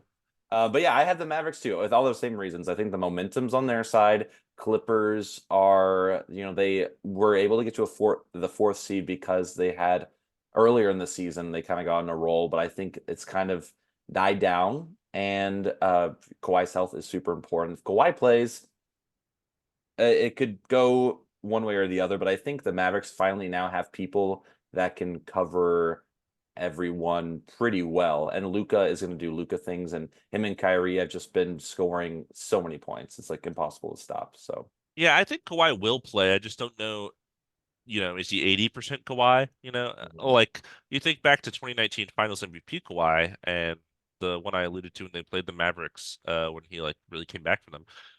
Those are two different Kawhis than I Yeah, think Kawhi has been this year and recent memory. So yeah, I mean if he goes supernova like that, I can see the Clippers taking it, in 7 maybe, but um yeah, I just think the Mavericks have too much firepower. I know the Clippers have some defenders, but I just don't think you can stop Luca Ball when Luca Ball wants to happen. absolutely. I totally agree. And now to the next matchup, which is going to be our biggest argument, I'm sure, which I'm totally ready for. It's going to be Lakers Nuggets. Yeah, Okay, so second seed Nuggets, seventh seed Lakers. a rematch from the A, conference a finals. rematch in the conference finals, and I know we The talked most last pod. competitive sweep. Yeah, I mean, I know, we talked last pod.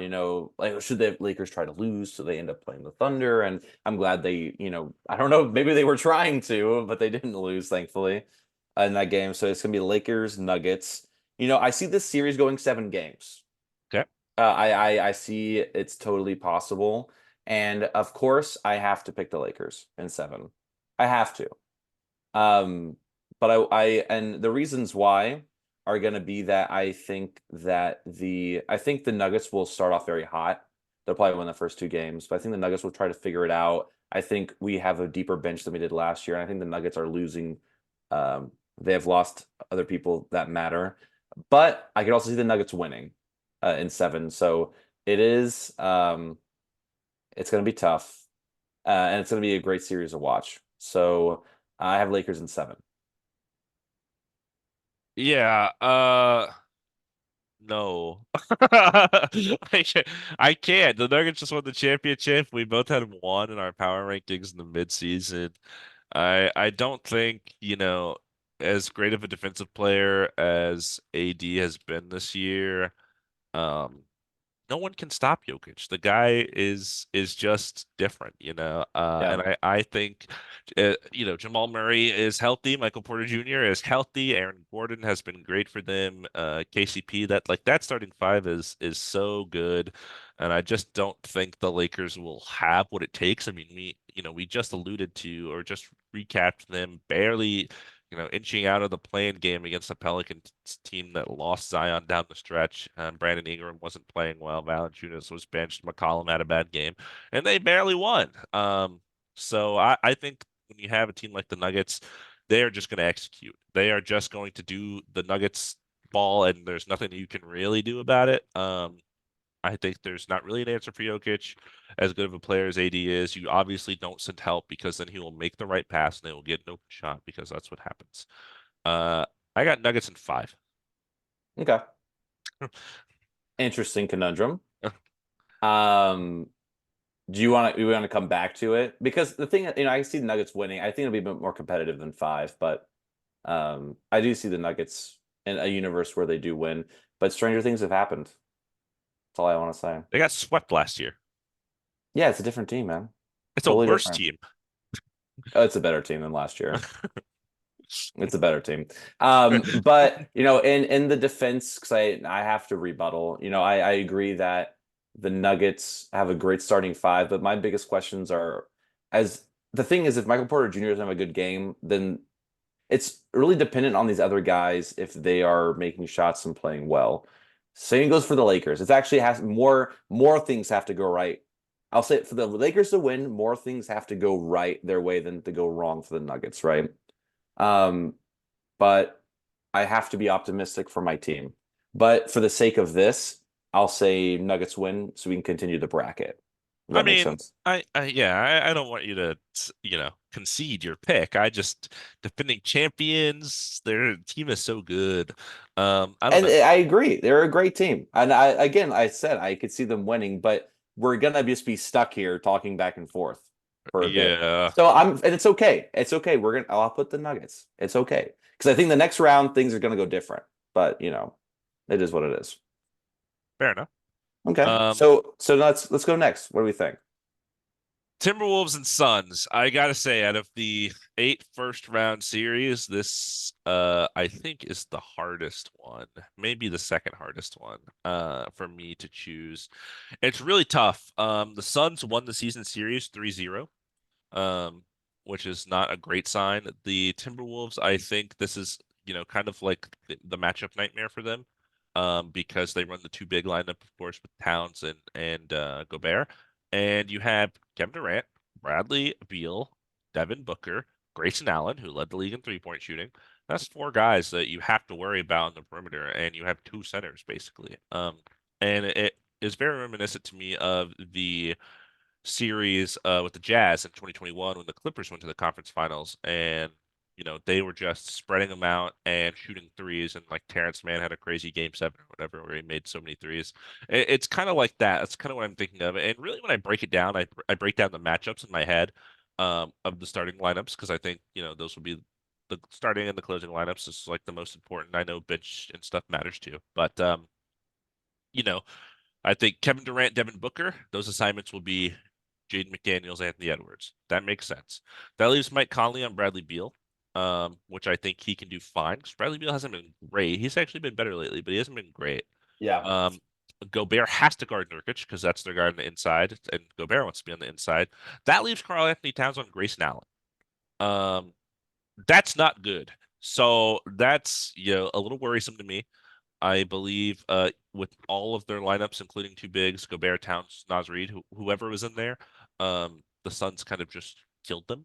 And the Suns haven't looked great this year. They've been on and off. I think they haven't had their guys, but now the playoffs are here. Cat is kind of still ramping up. He just came back recently from that meniscus tear. I think he'll kind of be the key in the series. But I went back and forth and I elected Suns and six, um, which I don't like making that pick because I don't like the players on the Suns. I just really worry about their shooting with the Timberwolves and the way their defense is great, number one defense in the league, but the way they do their defense, I think, The Suns are like the perfect team against that. And Yeah, then their offense, I'm a little worried it gets kind of stagnant as it has throughout the regular season. So yeah. Um, I had Wolves in 7. yeah, that that was Uh, that was my I that was my two in between was Suns yeah, at 6, literally. or if they lose, the Wolves will win. Yeah, exactly. And I think it's very similar, a lot of things like what you said, I agree with. I come back to the Timberwolves defense. Like, it's so interesting because the Suns don't have a good defense, and the Wolves don't have great offense. And then you have the Suns have great offense, and then the Timberwolves have great defense. So it's like who wins that side, basically. Whose defense is going to be better? Whose offense? Yeah. So Right. is the Suns' offense going to be better than the Timberwolves' defense? Is what it comes down Mm, to. I see. And I defense wins championships, so that's why I went Timberwolves. Although you bring up a lot of good points, I think that there are lineups that the Timberwolves can try to kind of play because we they do have Wolves I'm not, fan, I'm Wolves not in the fan. Timberwolves. I'm not in the Timberwolves, but I think they do. We again Tell they that do. tell that to your NBA Uh, 2K20 my uh, player. oh my God, for real. He started in the Lakers, went to the Timberwolves. We're not gonna talk about that right now. We'll do a whole episode about that. But there's Nikhil Alexander Walker, Yeah, pretty yeah. good defense. So you can play defense. And then you also have Monte Morris who's coming in, but I mean he's smaller. He's going to be probably taking over Mike Conley. Naz Reid will come in. He's quick. He's a good defender. Maybe getting Rudy off of the court if he's too slow. So there's two quicker bigs. I see how it's a problem. But I think why it goes to 7 games is because it's going to be a chess match between like how do we how do we find good matchups for these Suns players? And I'm sure they're going to do a lot of switches. Maybe they'll throw a zone in there. And you cannot talk about the postseason without talking about like Kevin Durant and how good he is in the postseason. Yes, yes. Um, what are you doing that for? I was actually just trying to think of like, when I upload these to YouTube, Yeah. it just gives me three random images from our podcasts as to choose as the thumbnail. So Oh, so you're I'm like, just doing random stuff. and I always do random hand Your gestures. I your don't know who hands you're are talking always about. like this, and They're always I'm like that's great. I'm just over here like staring. So I'm trying to add to the trying to get one where both of us are kind of doing something. Maybe that'll. Yeah, yeah. So that's why I see it going to 7. I think it's going to be super competitive. But I like the idea of the Oh, I was talking about Kevin Durant. You can't talk about the Suns without his track record, and he is in the postseason very, very good. Kevin But Durant, good player. good player, and so is Devin Booker. But I definitely trust Kevin Durant more than Devin Booker just with the postseason success and whatnot. But um, I still think Wolves. Yeah, I still think Timberwolves. I just think that they are also are like playing for something a bit more. Like I think they're very proud. And they just want to kind of show off. They also have home court advantage, which is I think is going to help a lot. That Minnesota crowd does get wild. I never see the Phoenix crowd going like super crazy. So um, I think home court advantage is going to be a big part of this series. yeah. Um, yeah. I totally hear what you're saying. I think you know, um, I think if you concede the Nuggets, I could concede the Wolves here, and we can, Yeah. I guess, move on with our life because I'm not married to Suns and Six. It was like I said, it was one of the tougher picks to make. Yeah, it definitely it's it can go back and forth. Like just because like my gut feeling is that it's like really like diving in and thinking about, why I think something is going to be that way. But um yeah, I mean, what can I say? We're really smart. So I just want to point out Trey Murphy just tried to end Domantas Sabonis's life. He just tried I to saw that. he Yeah, I tried did to see that. poster him. He missed. He barely missed. 24-22, Kings up right now. So they give you a little update, A listen. little update. Okay, Um, cool. yeah, So yeah, East, or should we move on, or should we kind of keep going down the West? I think we should do the East first round because those are the matchups we know, and then we can kind of get into predicting the future with Sounds good. the second round matchups. Yeah, and I think that we don't have to really discuss. We could just really be like, okay, I think this for Yeah, that, whatever. yeah. Because we'll get into it a lot more later. We're gonna be talking about this for the next few weeks, so I'm very excited about this. We're gonna be coming in saying, "Oh my God, did you see that?" Exactly. Blah, blah, blah, blah, blah, blah. We're going to be talking just like that. Okay, so what we got on the first side, Celtics Heat. So first Yes. seed Celtics, eighth seed Heat. I haven't thought about Um, this matchup because I didn't know it was happening until an hour ago. yeah, and then it's my turn, right? I think I'll go first. So Yeah. I think Celtics got it, especially without Jimmy Butler. I to give the Heat the benefit of a doubt because everyone always, you know, that counts them out. I would say Celtics in six, but I could see Celtics in five. Mhm. Yeah, I was between Celtics in five and Celtics in four. Um, Yeah, but, yeah, I see. Yeah, but a sweep is so rude. So I will say Celtics in five. Um, yeah, I just think, you know, the Celtics dominant regular season team. They've been so awesome all year. The Heat are missing their best player. I think the Celtics will figure out the zone defense. They have the shooting to kind of counteract it. I think there's not even a lot to talk about here. I know the Heat beat this team last year to make the finals, but that was a team with Jimmy Butler and a team with Max Strus and a team with Gabe Vincent, which yeah. they don't have any of those guys anymore. So, Nope. well, Jimmy Butler is still there. He's just injured. Um, so yeah, I think the Celtics should hopefully not hopefully, I guess, but should be able to exercise those demons.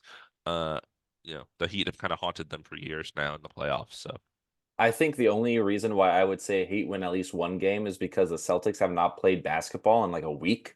So I think they might be just a little rusty, and the they, Heat have just played two. Like I feel like there might be in a groove. They might win the game or two yeah, early, and then like Celtics will like turn on and kind of end it. That's at least why I my prediction. So leading scorers in this game are Sabonis and Valanciunas, both with 10. oh yeah, absolutely. They are they I love that because they're literally like just going one on one. Well, it's not one on one, it's a game of 5 on 5, but they are have played many years together on the NBA and the Lithuanian national team, which I don't know if we really talked about. So um yeah, it's this is people in Lithuania right now are going crazy. They're losing their mind. What It's time is like it it's it's a in civil Lithuania war. right now? They're 10 hours ahead of me.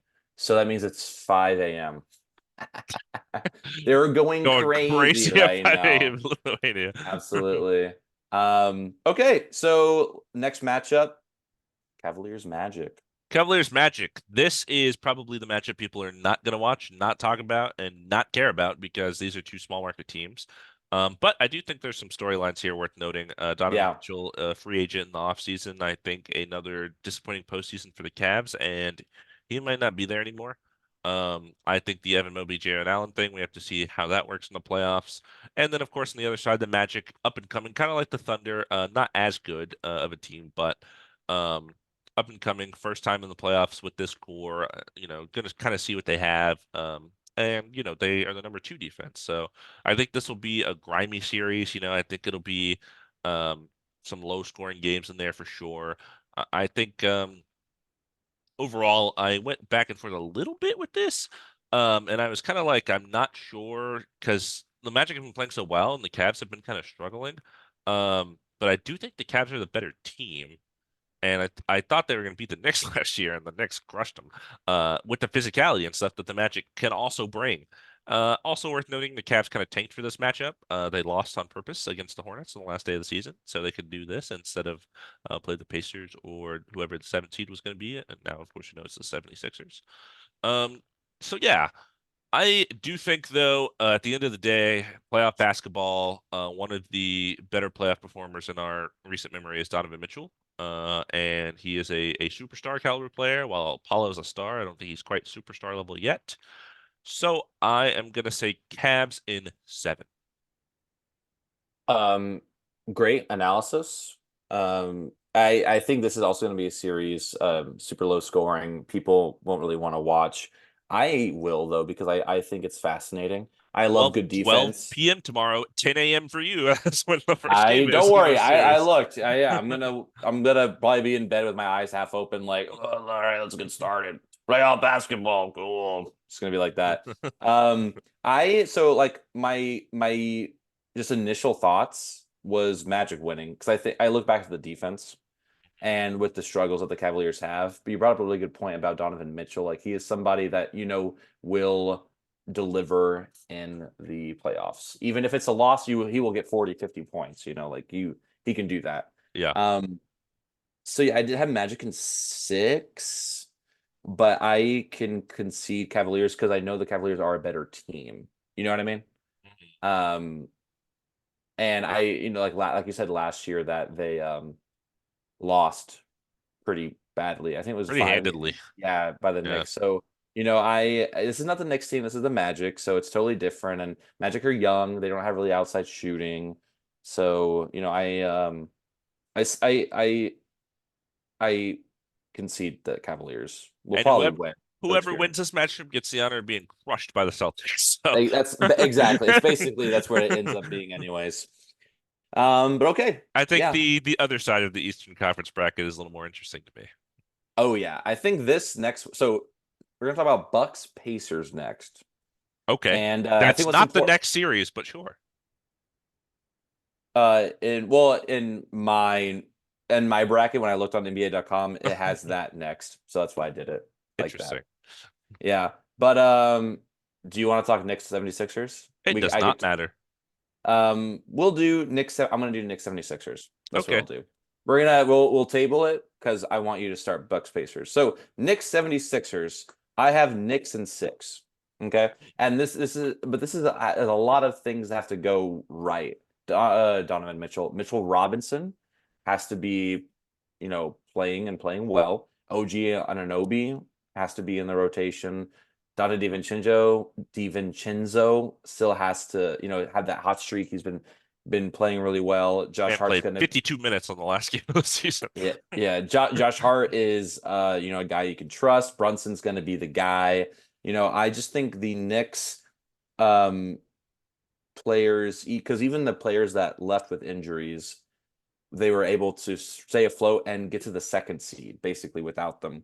76ers struggle without Embiid, and right now the way Embiid looks, I don't know if they can make it out of the first round. So that's why I think Knicks. And the Knicks also have home court advantage. And Madison Square Garden is a crazy place. So that's why I have the Knicks. But I could see going to 7. But I have Knicks. Yeah, I think you mentioned the Embiid thing again. I do think that's going to be a big part of the series, and it is. I think it starts. I don't know if it starts tomorrow or Sunday. I think it starts Sunday. I don't remember. But anyways, he played pretty recently, didn't look great. Now he's getting some rest. We'll see how he looks in the first game. I do, wonder matchups. I like thinking matchups in the playoffs. You mentioned Mitchell Robinson, who I think will provide good defense, but I do want to shout out Isaiah Hartenstein has been awesome. He has been so, so good for the Knicks in Mitchell Robinson's absence. I think he'll get a lot of run as well. I think those two will have to do a lot of individual guarding of Embiid, which is tough because the guy just won MVP and was going to win again, and he's a great offensive player. But if you send help, he's not quite Jokic, but I do think he has the skills to make the right plays. I do wonder on the Knicks who guards Tyrese Maxey, how quick he is with the ball. I'm not sure. Maybe it's Dante DiVincenzo. I don't think they want Brunson to have that assignment because they probably want him to save his energy for his offensive burden he's going to have to carry. And then flip that, and I don't know who guards Brunson. I have no clue who can guard him. Tyrese Maxey certainly can't. DeAnthony Melton is probably the guy that would get that nod, but he's been barely playing since coming back from that. I think it was spine thing or something, back Something, thing. yeah. I don't know. We talked about it a couple episodes ago. Um, and I think Brunson is obviously too big for Tyrese Maxey. And otherwise, I don't know who they send at him. I think the role players will matter a lot in this series. You mentioned OG. I think Kelly Oubre will matter here. I think Tobias Harris cannot be what he was in the play-in game. And yeah, and I think you said 76ers are not great with that Embiid. That's true. We'll see how they are with him and his health throughout the series. But I am gonna go with the team that has the best player in the series. And right now, the best player in the series is Jalen Brunson. Sorry, Joel Embiid. I know you just won MVP, but Jalen Brunson has been crazy lately. And I will, to give them, because this was a little bit of a struggle, but to give them the benefit of the doubt, I will go Knicks in 7. Was my prediction. Yeah, I think that a game seven in Madison Square Garden will be absolutely crazy. So, Yeah. um, so yeah, okay, an agreement. I am actually really excited for the Knicks to be good, and uh, I can see them kind of going far this year too in the playoffs. So I'm excited for that. Yeah, of course they'll miss Julius Randle, but I think they have enough pieces around them to kind of get the job done. Yeah, and then last in the first round we got Bucks Pacers. Tell me about Bucks this series. Pacers. Oh man, this was already a playoff series in the regular season, so Mm-hmm. worth noting right off the top, the Bucks are not going to have Giannis for the start of the series, is what they announced. So what is that, one game? Is that two games? Is that three games? We don't know. But they're hopeful that he'll return at some point. That's a big thing. Without Giannis, I think they're pretty dead in the water. Honestly, they have not looked good late in the season. I think they're about a 500 team under Doc Rivers since hiring him after the Adrian Griffin dismissal earlier in the season when they were 30 and 13, by the way. So, not great for Doc Rivers' credit. You make the big Dame trade. I think there's a lot of pressure here for the Bucks. They got punked by the Heat in the first round last year as the one seed when the Heat were the eight seed. And of course, the Heat ended up going to the finals, but still. That was kind of embarrassing. So I think there's a lot of pressure here for them. Um, and if you don't have Giannis, I mean, man, I don't think it's going to be pretty. They just don't have depth, so I don't know how they're going to kind of survive. I think it's worth noting early in the season when these teams played, this was before the addition of Pascal Siakam, who is a totally new part of the Pacers team and has been really, really good for them. Their defense has actually been league average since acquiring Pascal, when early in the season it was a god-awful defense. So that's worth noting. Um, and yeah, I think, the question on the other end is Halliburton hasn't been great since his injury. We've mentioned that. But I think the team has been fine. I do think they keep the pace up, which, of course, the Bucks' biggest issue in the beginning of this season was transition defense. That was like a big reason they let Adrian Griffin go. So if the Pacers are playing with that speed, I don't think the Bucks can keep up. I don't think Damian Lillard, he's not a defender. We have the famous Malik Beasley clip, where he's just sitting there. Uh, and as much as good of a defender as Brook Lopez has been in his career, I doubt he can outrun Tyrese Halliburton and, Andrew Nembhard and Aaron Nesmith and those guys in transition. So Yeah. I got Pacers in six. That's my prediction. I got Pacers in seven because I'm assuming Giannis will come back and get some games under the belt. But I do have the Pacers winning. I think Giannis being out for the first game or two is crucial. Um, like you said, he is their defensive anchor. Without him, no one's gonna get chased down blocks, or no one's you might be afraid of Brook Lopez a little bit, but he's slow. So once you get down to the hoop, Miles Turner's been hooping like crazy too, like the last Shooting like 40% from last three month. since All-Star. Yeah, so you got him stretching, so stretching the floor. So I like the Pacers a lot for this matchup. I love uh the background behind this matchup. Yeah, I hope Giannis comes back sooner rather than later because there's going to be a better series with him in it. right. But yeah, I think Pacers, and that makes me really excited. Yeah, they've played him well this year. They stole Oscar Tshiebwe's ball. How dare they? Yeah, how dare they? And the revenge is coming. Absolutely. And that's it for the first round. That's what we Yeah, have. We agree on all teams except two, the Nuggets, Lakers, and the Suns, Wolves. So funny. That's who they end up playing against too. That's like literally right, Wolves or that's whoever kind of wins that. It's so right. funny. Yeah. Yeah, Uh, do you want to just like for fun? I say a matchup, you say who wins and how many, and we just see who ends up in the finals. yeah, Or do you want to kind of like really? I think it would be more fun just to not really deep dive into it because this is all theoretical, because anyways. because yeah, because Because this we is this will is a deep big dive. first round breakdown. But yeah, we will definitely have more episodes as the playoffs progress, and we will dive deeper into these specific matchups as they go. But we did want to Yeah, give just our kind of like a March Madness-esque, bracket of what we yeah, think will happen, and then we'll actually talk about it once we get there. yeah. And you know what? Okay, let's have some fun. You Let's ready? have some fun. Okay. Am I just naming all of them? Is that what's happening? No, I'll give you two, one West, one East, and you give me the other two, and I tell you what I think. Okay. Yeah? Okay. Here we go. Thunder Mavericks. Mavs in 6. Okay. Okay. Pacers Knicks. Oh. That's a tough one. Oh man. Knicks in 7. Okay. Gotcha. Knicks in 7. Cool. All right. How do I do the West one? We disagreed on both of them. No, we're gonna do the what we conceded and everything. We each conceded one, remember? Oh, okay. So it was Nuggets, Wolves. Yeah. Nuggets, Um, Wolves. What do you got? God, you know what I want to say, Yeah, I know what you want. I know what you want to but say. I'd probably say Nuggets in 7. Okay. Yeah, but And do then, because Wolves, but they have the higher seed, so they won't have home court. Anyways, yeah, I'll stick by it. Nuggets in 7. well, Nuggets have home court. Nuggets are the 2 seed. Wolves are the 3 seed. Yeah, why did the bracket look different on the app? That's so I don't weird. So know. yeah, definitely Nuggets in 7 then for sure. Um, yeah, and then you left yourself Celtics, Cavs, Magic, Celtics, somebody. For Celtics in 5. What can I say? Doesn't matter. Doesn't matter. Who Doesn't they're matter who playing, they play. probably. Yeah. Okay, here we go. What a fun matchup. Western Conference Finals, Mavericks, Nuggets. What do you think?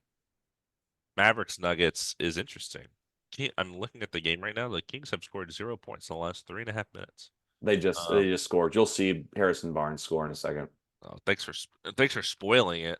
No, Oh, it's fun. oh Did my you see? God, he hooked him with that Euro step. That was crazy.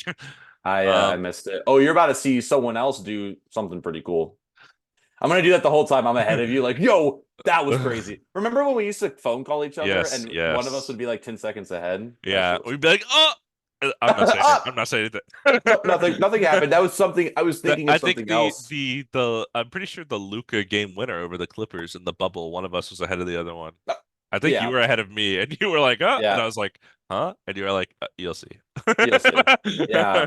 No, I remember also some because like our when we watched it's a little bit behind. I remember the Lakers, the really famous shot, the Anthony Davis shot, like game 3 of the Nuggets, when he made the three in the Mama jersey. I got the notification that Lakers won 104-102 before that play happened. And I was like, oh, I'm gonna see it. I was like, I was more I excited can't that they wait. won. I can't wait.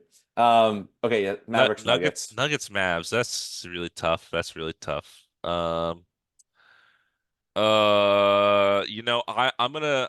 I'll take the East. I'll give you Nuggets, Mavs Okay.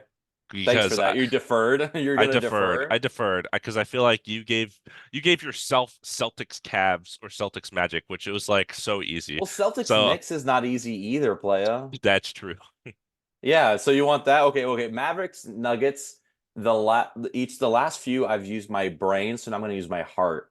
And my heart says Mavericks in Yes, of 7. course I could. Luca's MVP campaign Of solidified. course, of course. I have to. I have to. You asked me, I'm gonna do it. You Yeah, asked me, I I'm gonna do probably it. would have said Nuggets, so that's okay. That's Yeah, okay, okay. Celtics, Knicks. Yes, I'll say Celtics. See, I would have said Knicks. I'll say So Celtics in 6. I see that. So Mavericks and Celtics finals. That's so funny. There's no way this happens either, which is so interesting to me. But Yeah, yeah, I say Mavericks winning it all. I agree. Okay, cool. Whoever comes out of the Well, West beats the Celtics. yeah, well, this was fun theoretically talking about the second and third and final rounds of the Of matchups we playoffs. don't know. Matchups we have no clue what's going to happen or who's going to play who. But yeah, so that's that. That's the episode. As of right now, the Pelicans are still winning. They're Just watch Larry Nance throw Keanu on the ground I in missed the that. replay. He like picked up Um, the ball and literally shoved him down. we love to see it. Pelicans are up by 8 currently right now, so we will see what happens. And next pod that we do will be probably after the first few games of the playoffs. We'll see how that kind of shakes out, and then give y'all a little update on what happens. Yeah. I'm excited to see these first round matchups. I think the playoffs will be fun. I'm not sure when we'll be back. Probably around this time next week, I would imagine. Yeah, something like And that. we'll kind of talk about first round series will still be happening. Maybe like one of them will be over. I don't know. But we'll kind of talk about how it's going, what we've seen so far, and all that jazz, and kind of keep breaking it down for you as you Yeah. want. We know that's what you want, so We give the people what they want, that's what we do so here. you're welcome. So again, just want to say thank you for listening and sharing and subscribing and commenting. Oh, And I don't have my ball. It's in my closet. I was gonna say you better grab you gotta do the last shot with Damon, but while he does that, I just want to say thank you again. If you think we're wrong or you think the Lakers are gonna go all the way, let me know. If you're on my side, if you're on Damon's side, we're gonna hashtag Damon's right, hashtag Dom is right. It's gonna Oh, be we're about bringing hashtags back, huh? yeah, I don't even yeah, they've been around. I guess we'll bring them back. But we'll see what happens. Either way, can't wait to watch playoff basketball. I hope everyone at home is watching it as well. It's gonna be uh insane. It's gonna be fun. And I think this year playoffs is gonna be one of the best in Oh the last yes. years. I think there will be a lot of good play, a lot of unpredictability. I think a lot of I'm how about this? Who do you think is our breakout guy? Who do you think is somebody that maybe is kind of proven or maybe a little unproven and this playoffs they like kind of go crazy a little bit. I think the it's kind of set up for Tyrese Halliburton. Mm, I think he has no playoff experience right now. no, I believe none. so. Yeah, none. So I think you're gonna see what he's made of. Maybe I'll say I'm most interested to see how he does under pressure. In season tournament did really well. Right. So I want to see that. So I would probably say that. Um and then I mean I'm thinking about all the other teams. I think they already kind of have everybody. Maybe like it's not a mystery, but like Shea just kind of Yeah, going yeah. Super Saiyan. Only was in the Um playoffs and bubble, I think, with Chris Paul when he was in the Thunder. They were, yeah. They lost in seven to the Rockets, but I think this is his first time. He is the number one. He was the number one Right. option then too, but Right. this is his team, So I'm really excited to see how they kind of match up with everybody. Do you have someone in mind? Not really. I thought of the question, then I was like, wait, I have to answer the question. I for some reason the name PJ Washington came to my mind. I don't know, I was like thinking about Maverick. I was trying to random think of random yeah, role player in the Mavericks that kind of has a game or two where they kind of carry the load and yeah. provide a victory.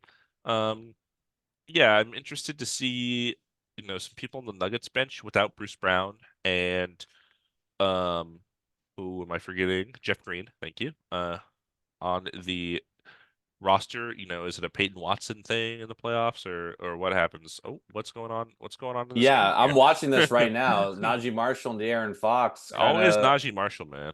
My guy's always having always some doing stuff. words. Yeah, Brandon don't Ingram worry, is yelling at nothing happened. somebody too. I will say, like, I'm glad. So nothing happens, thankfully. But like, if anyone else was officiating, they probably would be like giving texts left and right I and stuff. that So I'm glad you bring that up because I think this playoffs and play in so far, there have been a lot of not calling anything, which is I like. They've been yeah. oh he just pushed him off. He's like, get off me, man. Oh, is that Bi? Yeah, he just like stopped touching. Yeah. Well, no, De'Aaron Fox and Najee Marshall's like pushed him Oh, off, you pushed him. and then Yeah. Brandon Ingram like got in his face about it.